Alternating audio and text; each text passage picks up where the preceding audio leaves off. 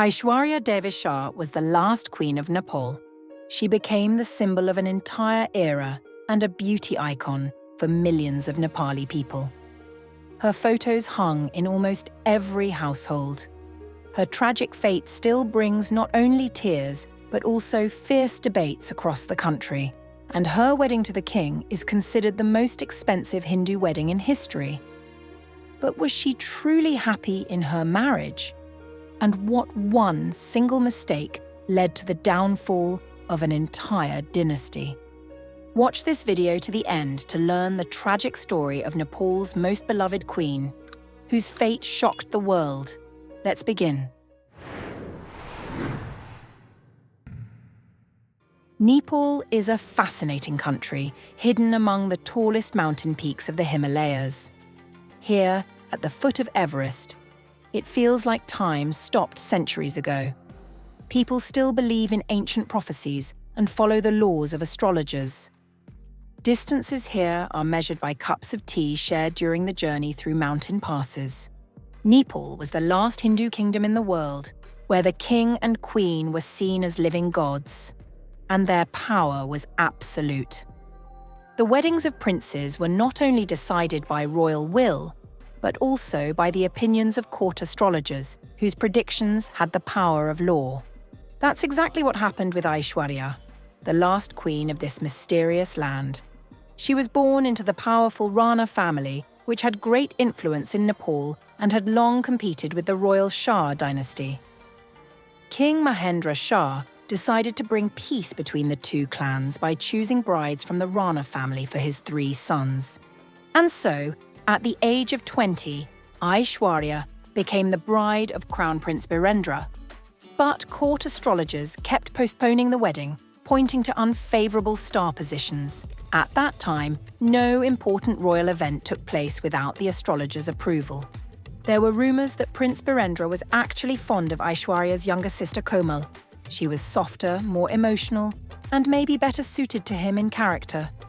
But according to the astrologers, it was Aishwarya who was the perfect match for the crown prince. Only after 2 years did the astrologers finally approve the wedding date. The capital of Nepal, Kathmandu, was thrown into a rush to prepare for the arrival of 3,000 foreign guests. Even a new royal palace was hurriedly completed just in time for the wedding. The city completely transformed. The streets were paved, buildings were decorated with flowers. Even the beggars and cows who usually roamed freely were hidden away. Their wedding became the most expensive and lavish Hindu wedding in history, costing nearly $10 million. Everything was covered in gold, flowers, and precious stones. The ceremony lasted several days and was filled with grand processions, ancient Hindu rituals, and colourful street celebrations. People crowded the streets to see the young couple. Newspapers said that Nepal had not seen such a celebration since the days of ancient kings. At that moment, it felt like the beginning of a true fairy tale, with a perfect crown prince, a beautiful princess, and the blessing of the stars themselves. But was Aishwarya truly happy in this marriage? No one knew that a destined tragedy was already beginning to grow inside this beautiful story. After the death of King Mahendra, who was known as a great reformer, the new King Birendra turned out to be gentle and indecisive. And that was when a new force appeared near the throne. His wife, Queen Aishwarya, more and more often made key decisions, staying behind the scenes but keeping everything under control. For many Nepali people, Aishwarya became the image of the ideal woman, refined and incredibly beautiful.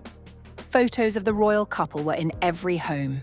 Women all over the country copied her hairstyles and outfits, and men admired her posture and her serious, commanding gaze. The Queen took an active role in the country's social and cultural life. She supported artists, writers, and musicians, and often organised national festivals.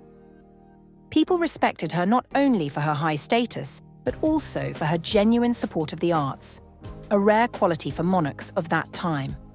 Under the pen name Chandani Shah, Aishwarya wrote poems and composed songs, many of which were broadcast on Nepali radio and television. Some of them were performed by the legendary singer and voice of the nation, Narayan Gopal.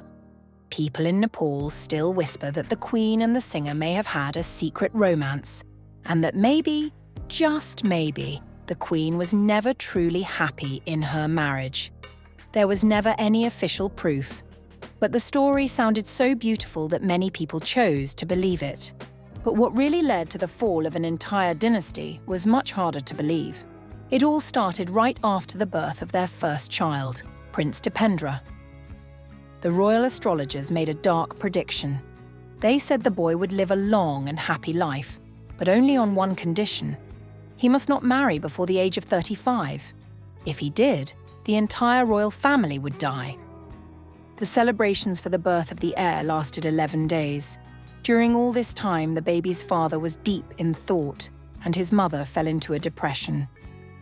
She didn't want to believe that this sweet little baby, sleeping peacefully in his cradle, could one day bring down the whole family. Aishwarya and Birendra had only 3 children, sons Dipendra and Nirajan, and daughter Shruti. But it was their firstborn, the future king, who became the center of the Queen's world. The astrologer's dark prophecy haunted her, and she raised her son with deep care, as if her love alone could change his fate. Even though the Queen watched his every move, she allowed him everything. His bad behavior was always excused. Dipendra grew up in an environment where anything was allowed. From an early age, he knew he would be king, and everyone treated him like a god. When he became an adult, he was sent to study in England. Far from the palace, he quickly got used to a new life, one without royal rules and without a mother watching his every step. It was there that he met a young woman named Devyani, and they fell in love. To Dipendra, she was more than a lover. She was his taste of freedom inside the golden cage of royalty. But his royal family did not approve of this relationship. Devyani wasn't just beautiful. She came from a noble family, wealthier than even the royal household. Her grandfather was the last prime minister from the Rana dynasty, a name that the Queen deeply disliked. Devyani's mother was from a powerful and extremely wealthy Indian family.